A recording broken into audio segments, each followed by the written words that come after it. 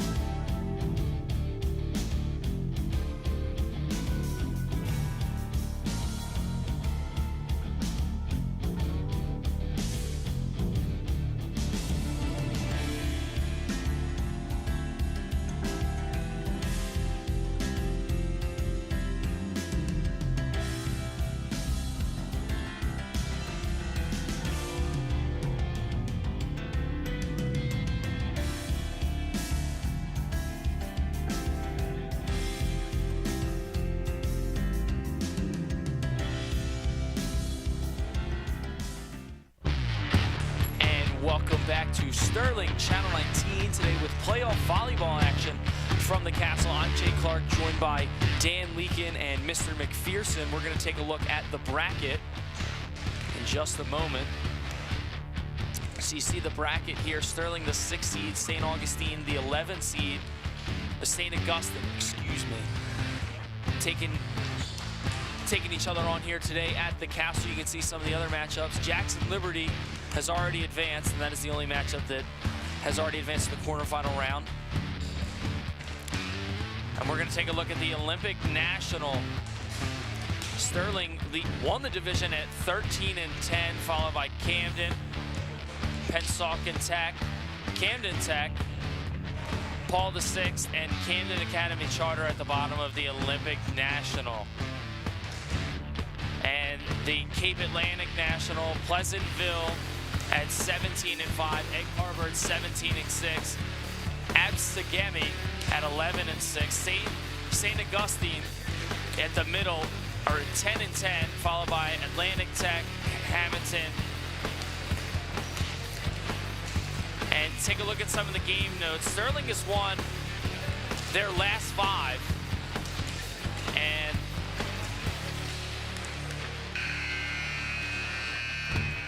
Sterling is outscoring their opponents 30-26, and they're 7-3 here at home at the Castle. And St. Augustine is 5-5 on the road. Take a look at some of the stat leaders for Sterling.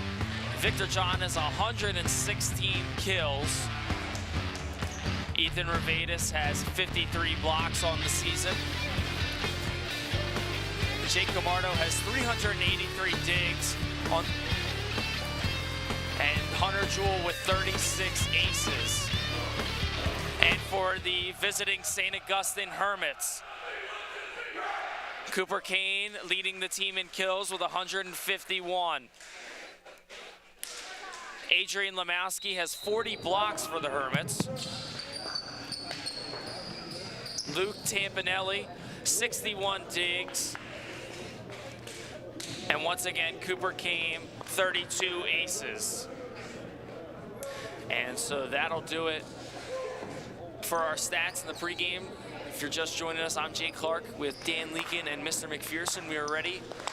6th seed versus the 11th seed here at the Castle.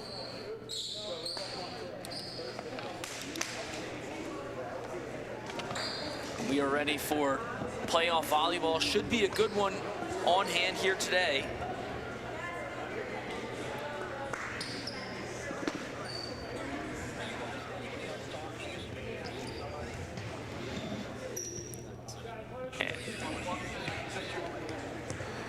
Sterling gonna serve first here for the first game. I'm assuming they won the toss and elected to serve.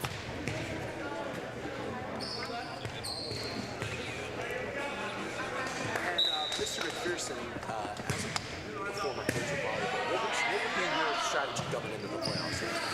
Well,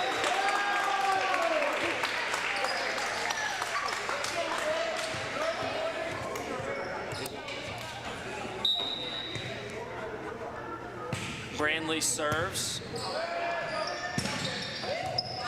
Well played here by the Hermits. Nice bump by Timmy Hall. Camardo up, well played. Nice back and forth going on here. Brandley up to Revatus. There's John. Camardo sends it over. Brogan back over for the Hermits. Here's Camardo. Up to John. John, well played. And St. Augustine can't return it. It's a good rally back and forth there. It's you know, a couple of free balls, but overall it's a pretty good rally. Brandley sends it into play. A nice job there up at the net for the Knights. Yeah, something that I try not to watch warm-ups. I was telling you guys beforehand, but something I wasn't very impressed with was St. Augustine's passing, and you can see that on the serve receiver. That pass was a little too far into the net, and setter unable to handle it. And again, not a great pass there.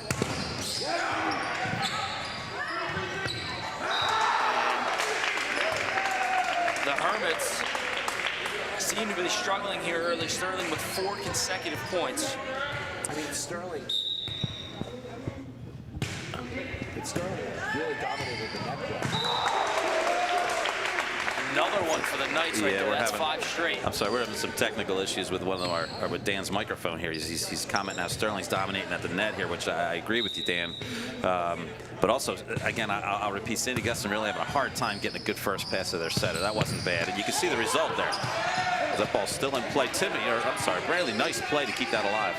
Victor John as well. Camardo.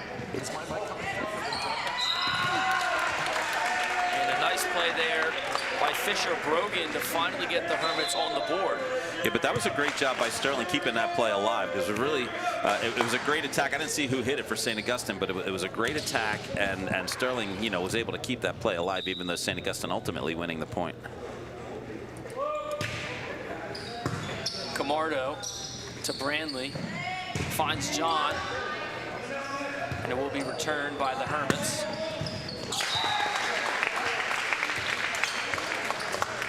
Tampolini just unable to get that one over the net. 6-1 advantage Knights in this set. Here's Hunter Jewell. And I mean, the Hermits just looking a little discombobulated here. Sterling is really just dominating this early game. It all starts with that first pass. They cannot get James Howe the ball, their setter, number 22. They can't give him a good pass to get a good set, and they can't get into their offense. That ball was called in. Yeah, St. Augustine player's not happy with that call, but I do agree with that. I do think that was in. So it's been all Sterling here. 8-1. Jewell sends it over. Can't get that one over, though. I mean, what I've been saying here is that Sterling is really dominating the net part of the game here, and St. Augustine just can't seem to keep up with it. Yeah, Dan, and again, part of that is because I've said this is my 3rd time saying this already. St. Augustine can't get a good first pass from their back row to get to their setter, so they can set their net play up. So Revatus. Now there's a good pass. Sends it over. Nice job on the net there by the Knights. Hall finds Brandley. Back over to Hall, but he is stuffed at the net. Good teamwork there by Limowowski and the rest of the Hermits. As they stuff Timmy Hall at the net, now 9-3. Knights still lead.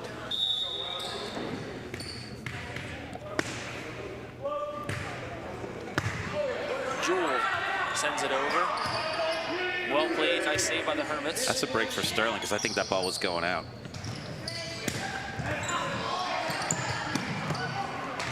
And a bit of miscommunication there between Kane and Tampolini.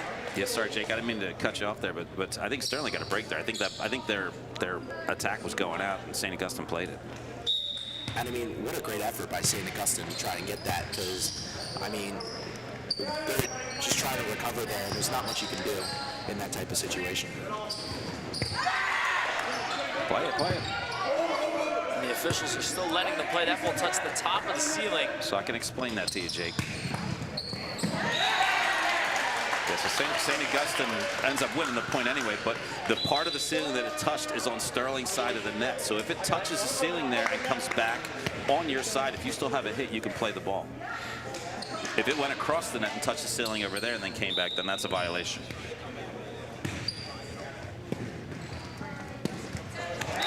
Well played there by the Knights as they get another point. Now 11-4, the Knights lead it. And that's just Sean Brantley making an athletic play. He's their setter. They're trying to get him that first ball, but he saw it up at the net and attacked it. Here's Timmy Hall to serve.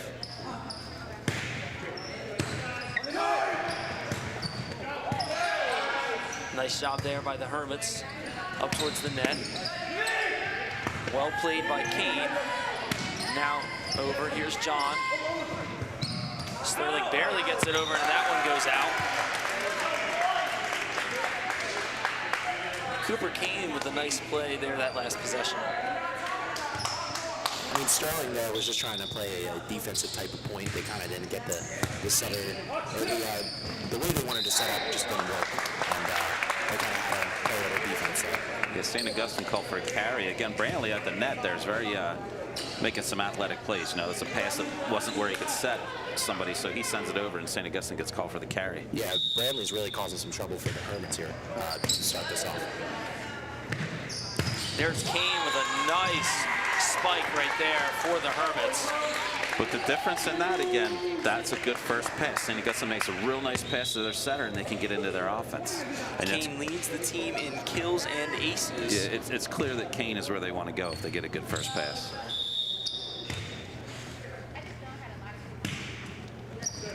So here's John. Finds Brantley up to Revatus. Revatus. And now it's Kane. Kane tries to loft it over. I mean, and as Mr. McPherson said, Kane is really the focal point of the Hermits offense here. He's gotten most of the kills for the team so far.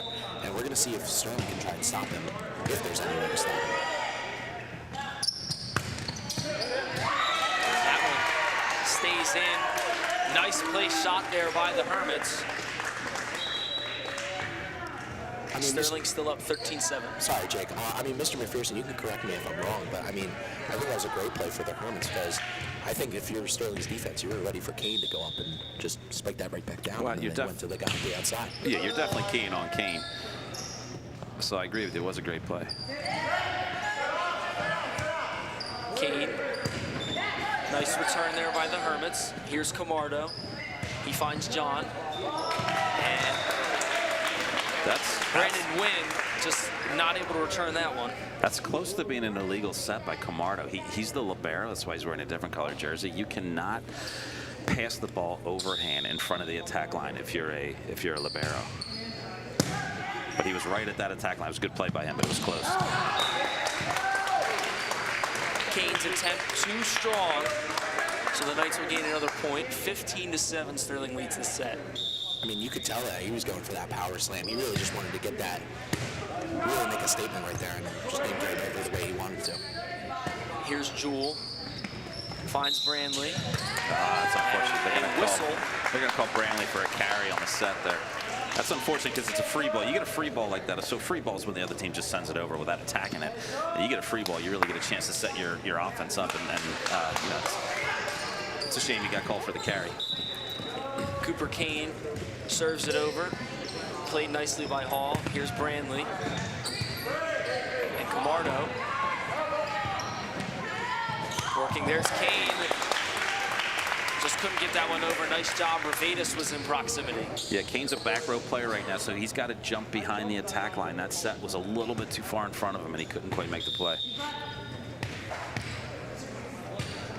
Revatus to serve. He's in a couple commercials known as the Hallway Predator.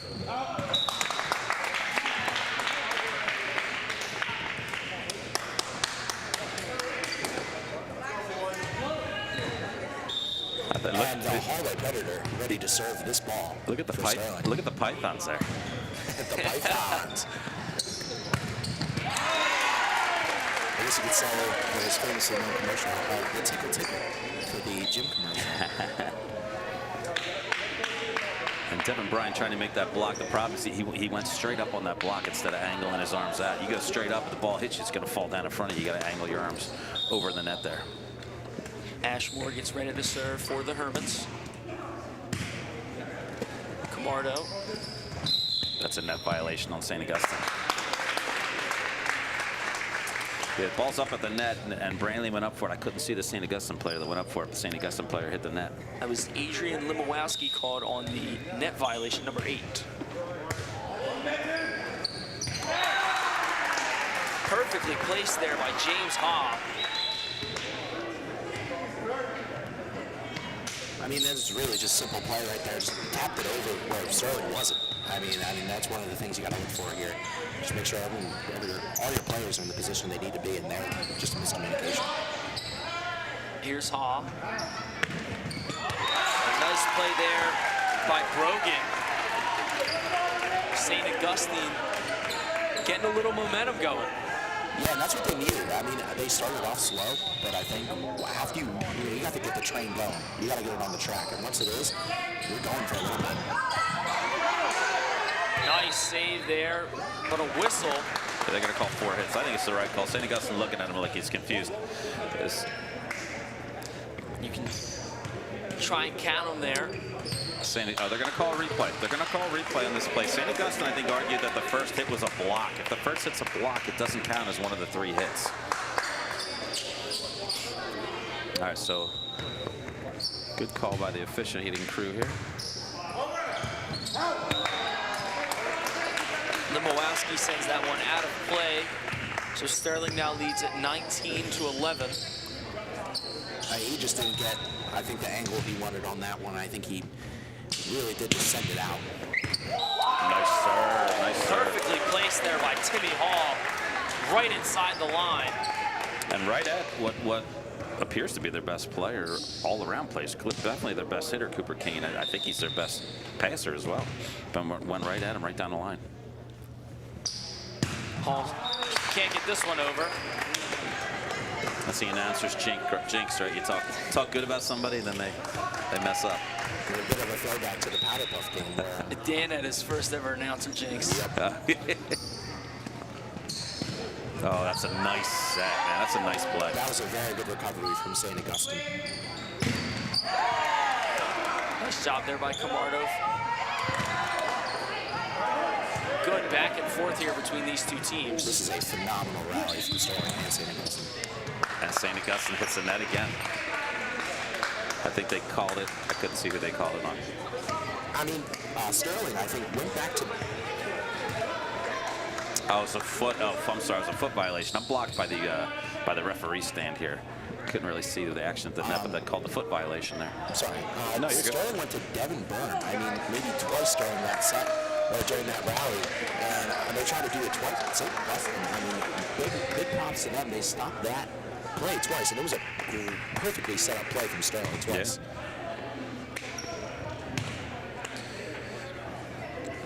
We have the down official by the scorers table is talking to Coach McLaughlin. I think they're checking. I think they're checking the rotation. I think she's checking. So the down official usually has a card that has the players on it and their rotation. That's what she keeps looking at. But I think they're just confirming that the rotation's correct. And getting ready to start here. So Camardo sends it over. Here's Hall. Finds Kane. Nicely played there by Hall. Back to Hall.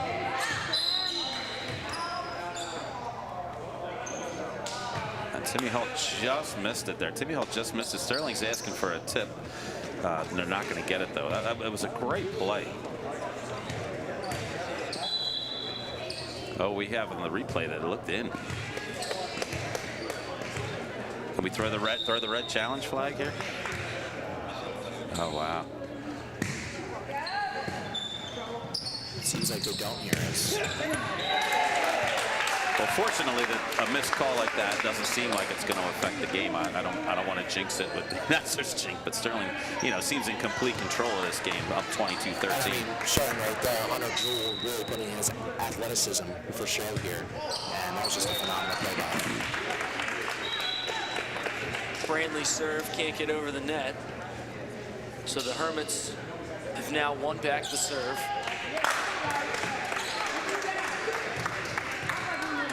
It'll be Aiden Farrell to serve it over for the Hermits. Or serve it under. Just didn't get all of that one there. They're going to have to regroup for the Hermits here. Jewell puts this one into play. Camardo finds Brandley. Well played by Timmy Hall. Yes. Another shot that just skims the edge of being in play. Yeah, it's a great angle that he hit that on, and St. Augustine's going to call timeout on that. I think he's a little angry they didn't get that last call and took it out on that hit, man. That was a great kill by Timmy Hall. I mean, he got the perfect set and the perfect just height. Just slammed it home, and I think that's what you had to do in that situation if you were Timmy. So now being in the huddle for both teams, you've been in both situations, I'm sure, many times in your coaching career. Well, not many being down 10, I'll say that. Well, what's going on with the Hermits in their huddle? What do you think they're probably talking about? They're probably talking about, hey, it's one game. We had to travel pretty far. Let's shake the rust off and let's get a little momentum going into the next game. You never want to say it's over until it's over, but, I mean, I wouldn't say that in the huddle, but I'd say, hey, let's get something going, try to pull this game out, but if not, carry it into the next game, and, you still need to win 2 games to win the match. I think that'd be perfect advice. I mean, if I was in the coach's shoes, I'm not volleyball expert or anything, but I would just tell the kids to keep their head down. Yeah, that's just coaching in general, right? It's not over until it's 25. Yep.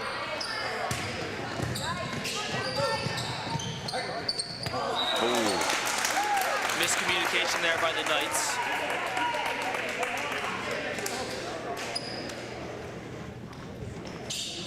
I mean, both teams came out of both of their huddles running. I mean, both teams looked like they were running like the wind coming out of that one. You got your best player back there serving. See what happens, if you're St. Augustine.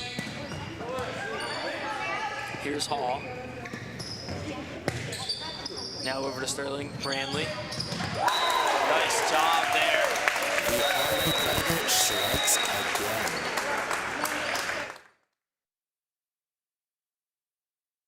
Takes the first set, 25-15.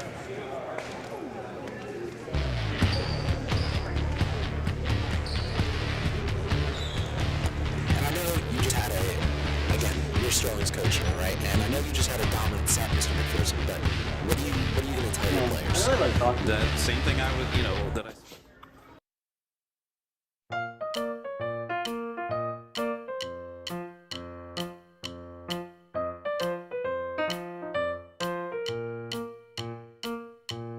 Guys, put your IDs on.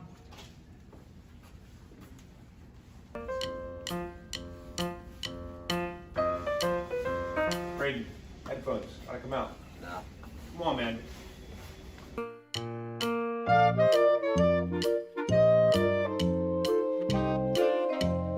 Yo, Brayden, you know you're not supposed to have your jacket on, man. Come on, take it off. Put it in your locker. No, I'm okay. Stop. You have your jacket on, AirPods in, and no ID. Go to internal.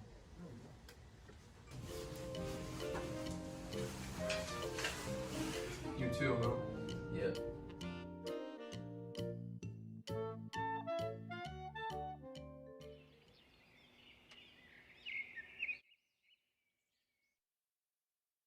Have a great day, guys. Have a great day. Thanks for being so kind. Have a great day, guys. He's so nice! Oh my gosh, it's so annoying. You're trash! I'm gonna have to take matters into my own hands.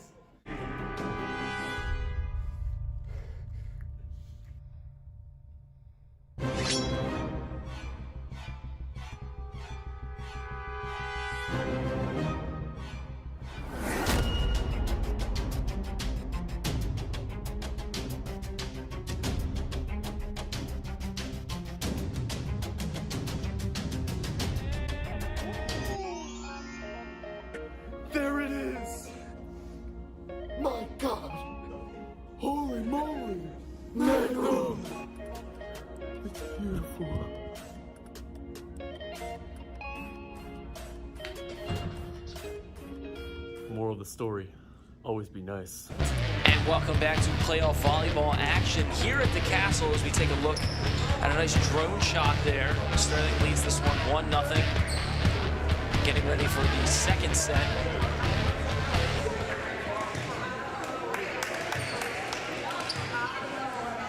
Sterling winning that first set 25 to, I think it was 15? 15. Yep. And, I mean, that's just a great tone starter for the game. I mean, if I'm Sterling, I'm really just looking to get that second one here and just wanting to take that momentum.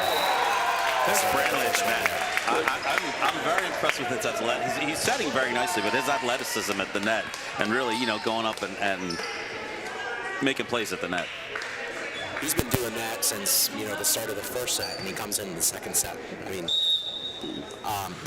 you know, back where he left off. Miscommunication there from the Knights. It's back even at 1. Yeah, so that second ball is always the setter's ball unless you hear him yelling help. And Brantley was yelling help, but nobody really heard him, so nobody went for the ball.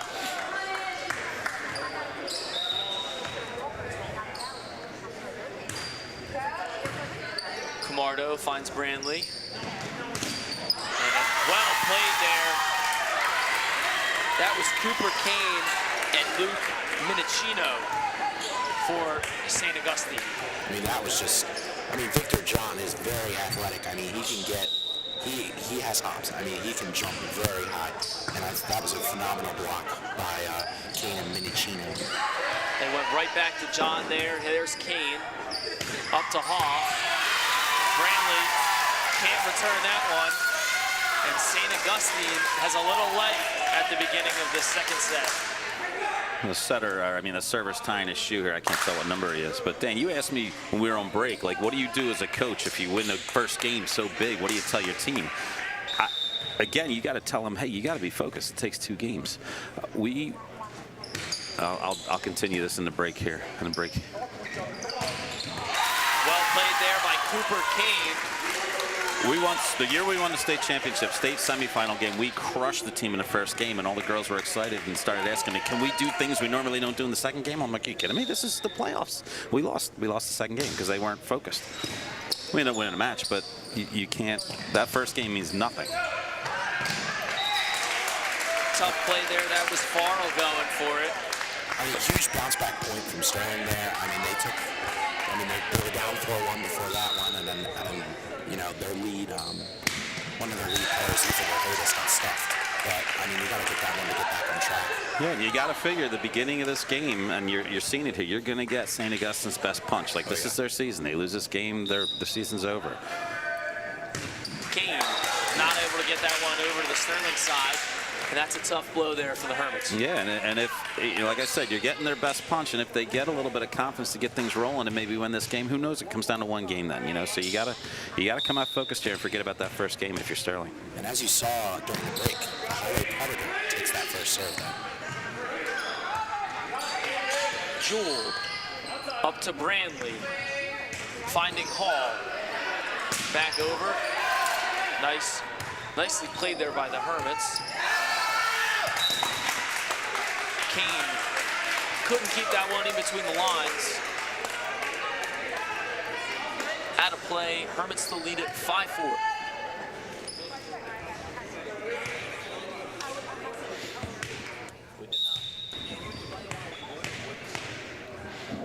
I'm not sure why we wouldn't. I'm not sure if that's a new rule. You want me to say something on air?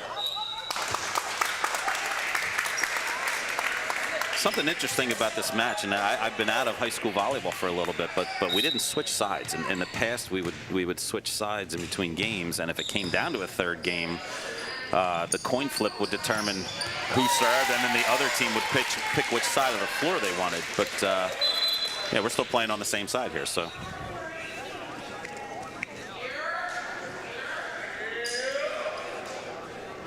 And the way this gym is, and it's kind of hard. I don't know if you can't get on camera, but it happened in the first game when you were asking me about the ball hitting the ceiling, and I'll explain it on the next break.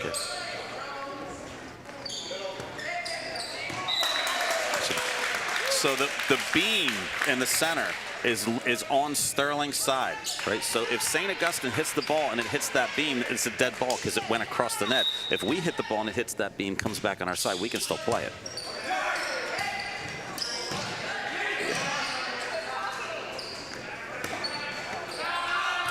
So I would say it's a minor advantage. I don't think it's, you know, the difference in the game here, but it's a minor advantage that the ball hits that and comes back on Sterling's side. They can play it. If the ball hits it from St. Augustine's side, they can't play it. It's dead ball. Nice play there by Hall. Here's Brandley. Timmy Hall sends that one over. Nicely played there by Victor John. Free ball now for the Hermits. And Limowowski just overshot that one there, way over the back line. The start of this set started off a little rocky for the Knights. They were down 4-1 at one point, but they've kind of climbed their way back into this. And, I mean, kept themselves composed as they were down. And now it's a 8-6 game as they're playing some great volleyball right now. Point to the Hermits, and I'm not sure if Mr. McPherson caught it, but I tried to sneak in a little volleyball terminology and expanding my sports arsenal. Tried to sneak in a free ball there. Sterling just sort of sent one over. Jake, if it makes you feel better, I caught that. I was very proud of you. Jake, I'm just amazed at your knowledge that it was just second nature. I hear it so much out of you, you know? Back to action now. Here's Timmy Hall, and well-played block. But oh, that's live. That's live.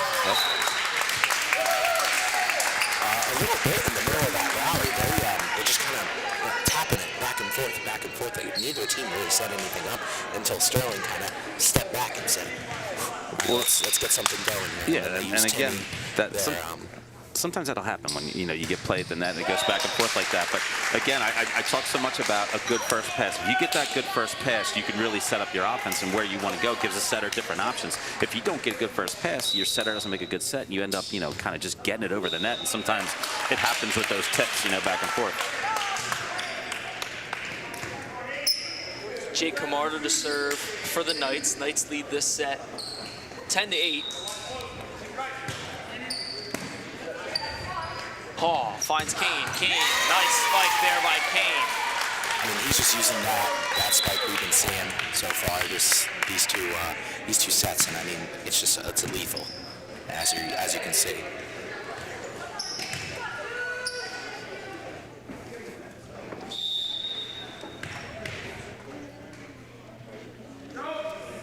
Hall serves this one over, goes over the back line. Sterling takes the point. They lead this one 11-9 now.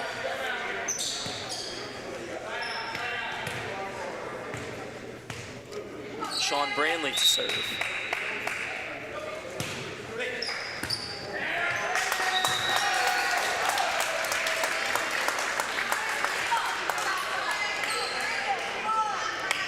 That's just a bad pass by Brogan. Nothing fancy about that serve. He just shanked it.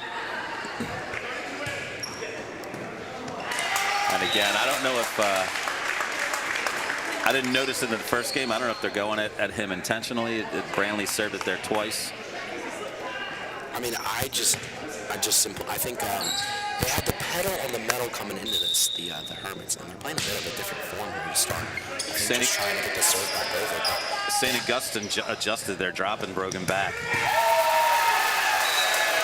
And that ferocious carry by Victor John. I mean, he is an athlete all around, and I mean, it just shows right there. I think you can see they dropped number 9 Brogan back, and they slid everybody else over because they're definitely going at him.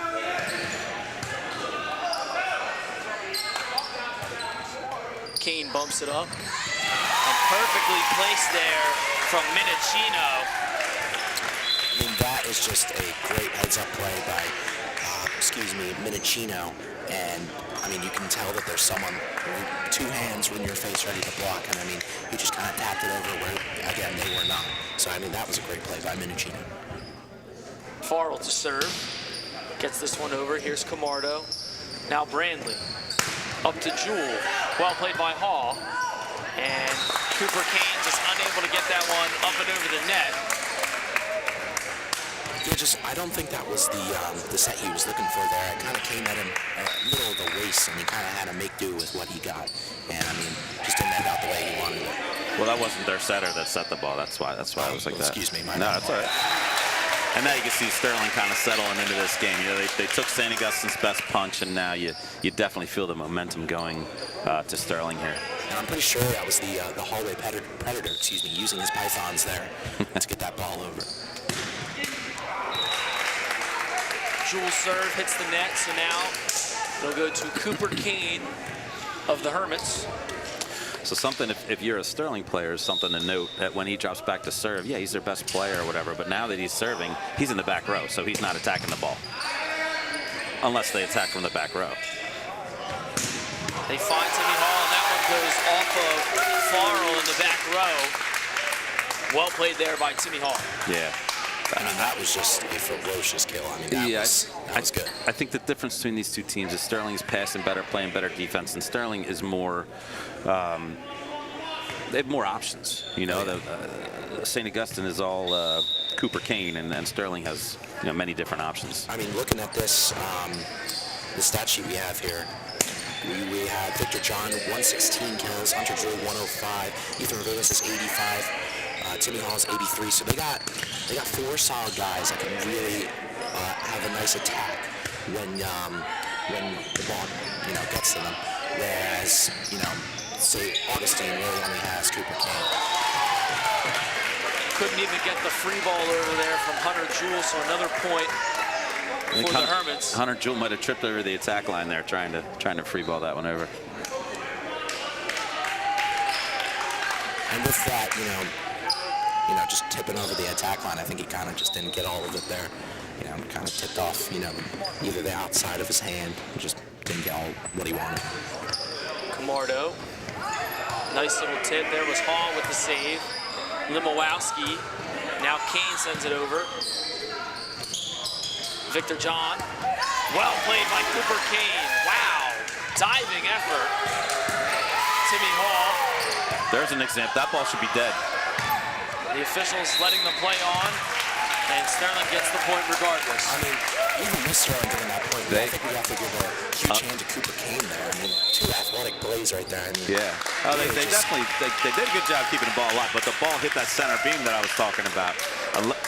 Yeah, unless they had a pre-conference before the match, and the referees determined that pole is in the middle and it could hit either side and come back down. But every year I coached, the pole was on the one side. And we're going to take another look at the bracket. You see, this is the 6-11 matchup between Sterling and St. Augustine. You can see the rest of the matchups on your screen. Looks like the winner of this would most likely be away at Manchester Township.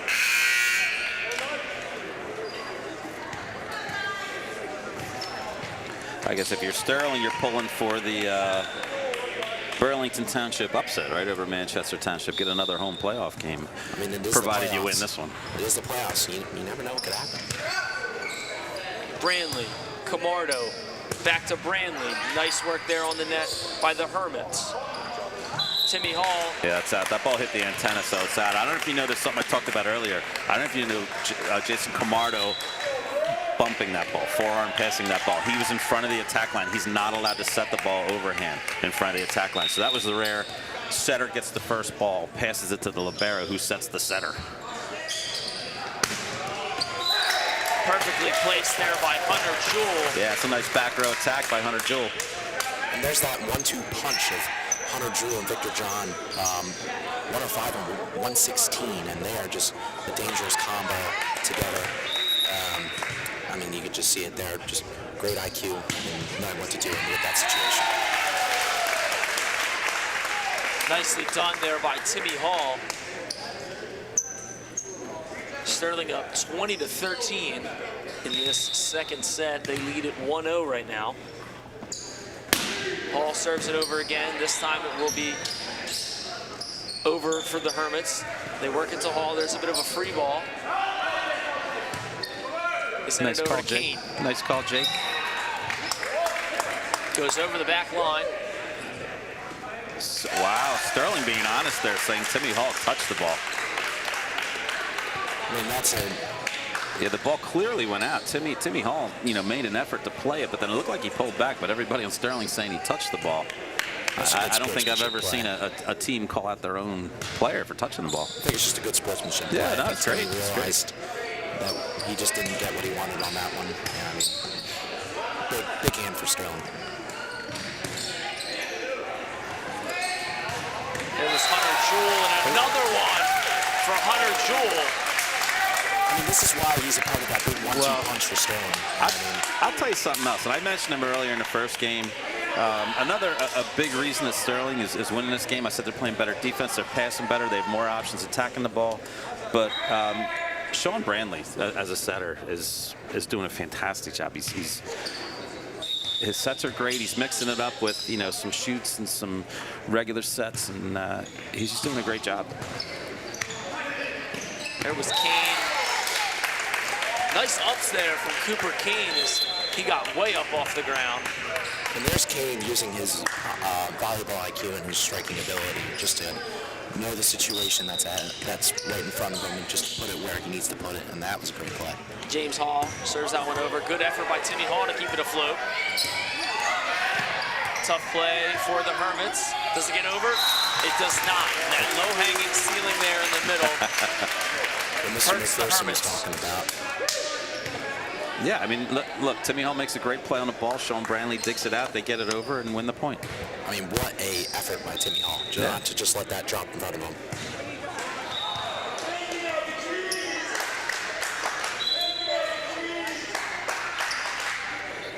And if Sterling comes out victorious in this one, we will have a post-game show to follow.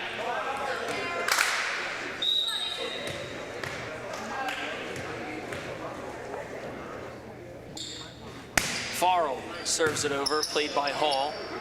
Brandley sets it up. Hall. Nice job there by Timmy Hall, as Lopez just couldn't play that one. Timmy Hall in that back line is still as lethal as he is by the net, and I mean, that's just a very impressive shot from Timmy there. Just being able to get it where he needs to be, or where he wants the ball to be, excuse me, and that was just a great heads-up play. I always told my middle blocker, if there's a back row attack, just jump. Because most back row attacks come through the middle, but I don't see St. Augustine doing any of that.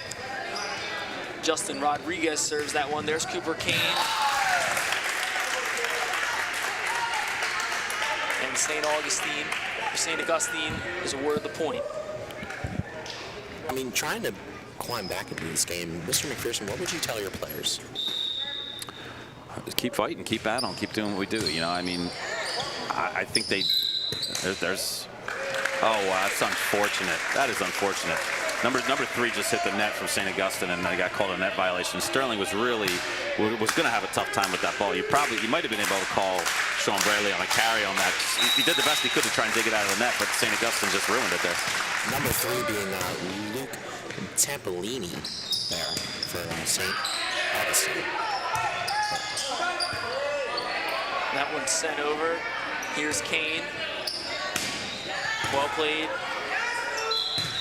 And that one out of play. So Minicino was the last one to touch it for the Hermits, but it will be Hermit point. Something St. Augustine, you guys probably don't realize this because you're just kind of watching the game, but that last free ball that Sterling sent over, if it's a free ball, your setter should come up front on the other side, and the other 2 guys should, if your setter's back row, which 22 is their setter. He just played that ball first. That shouldn't happen. That takes him out of the play. Brandley sets it up. Hall gets it over. Well played there by the Hermits. Kane gets way up.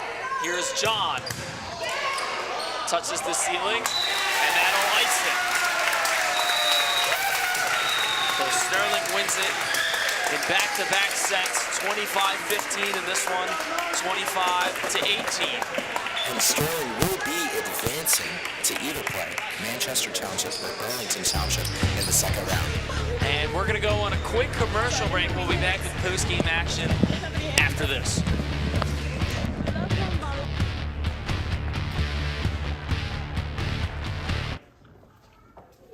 Man, I really like talking to you. I I want you to hit me as hard as you can. What? Hit me. Why? Because, are you gonna hit me or not? No. Wrong answer. This is so stupid.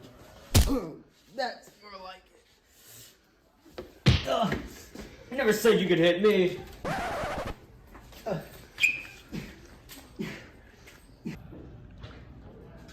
What is that guy fighting? What's your name? You never called. Tyler. Are you from Fight Club? Shh. You know the first rule.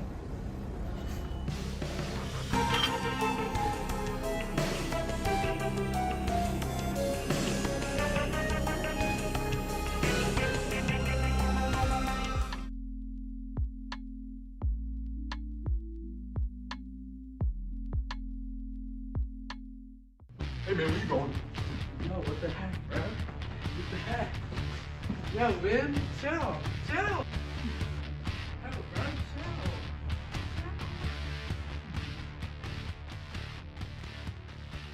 You okay, dude? Yeah, I'll be alright. I don't know why I did that.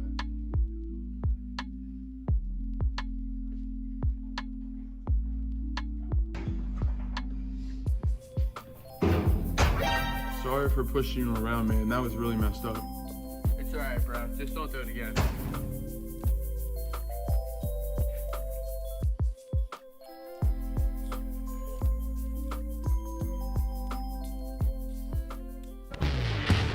And welcome back to Sterling Channel 19 here with me, Victor, John, Hunter, Jewel, and Timmy Hall. Guys, what was the mindset coming in to this first round playoff matchup? Go on, Cap. Well, we know we didn't want to lose because the last couple of years we've had kind of disappointments losing in the first round of the playoffs. So we knew we really wanted to get this win today. Basically what you just said. We wanted to get this win because we haven't won a first-round playoff game since 2019, so this was a good get-back. Just win, man. Against Augies, it's a good school, so just win, move on to the next. And you guys did a nice job today, winning that first game pretty much with ease with a 10-point cushion right there. What was the mindset going into the second game? Just not take your foot off the gas, or what was Coach saying in the huddle? Yeah, the coach and my captain, Hunter, he was like, yo, lock in and just keep it, like, just end the game early so we can go home, prepare for the next match. Yeah, we knew we didn't want to let up, so we just kept our foot on the pedal and just kept pushing. We just knew we had to lock in, like Coach Tom always says, headsets on, and we took care of the job. And any upcoming thoughts on your guys' next matchup, which will most likely be on the road against the number 3 seed? Well, it's going to be a tough match, but it'll be light work. I feel like if we're there, I think we can beat them. Yeah, Manchester is a very good team, so we just got to lock in and hopefully get some blocks and get the win. Hopefully it's an underdog story, man. All right, well, thank you guys for coming on with us. We're going to send it back to Dan in the booth. Dan. Thank you. And that will do it, everyone. I would like to thank everyone in the Sterling Tech crew. Thank you, Mr. K, and thank you, Mr. McPherson. Happy Memorial Day, everyone, and everyone have an amazing night. And as always, go Knights.